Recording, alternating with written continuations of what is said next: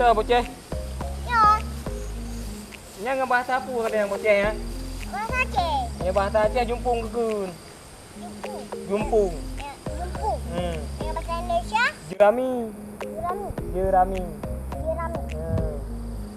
Oh, rami. Bukan jumpung. Lu main bahasa Inggeris anjir bocah anak tu. Anak aku lali. Mentai bro. Ya, yang bahasa Inggris gitu. Cara tak kau tak? Ada juga dia. Katanya. Ah. Jadi nak buat pade bocah. Pade yang geko. Kotai gula ji kecok pade. Jadi dia lagi yang. Oh, Gino kana model canggih lah bocah.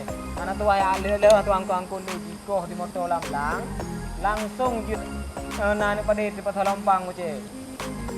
Nah, kekah meh anak kamu no bocah. Jamun semakin canggih. kanan dia pula. Itu mana bocah pula cuma pengalaman nantang bocah. Pengalaman tu ayah pula hari. Mampu buat kena nanti kata-katanya. Ada nak tu hanya karena ada le kamu lapi ke kuih lapi. Sebut. Kita buat malam ni apa cak? Kita buat mandu mah. Hai kita main gohon walaupun. Apa tu dia? Hey kau dah bocah. Itu kata itu. Ani nak hantu nak boleh tahu apa cak? Ya. Nah itu aja ini ya. Ikut dah. Hai kah nak kayak apa dah? Anak? Kejut. Aku tak boleh. Kata pun boleh ada dia buat acara enggak? Ya. Kah kamu ngelong tapi? Ah. Tak ada dekat. Wah, nanti. Ya nang apa jah? Apakah ya?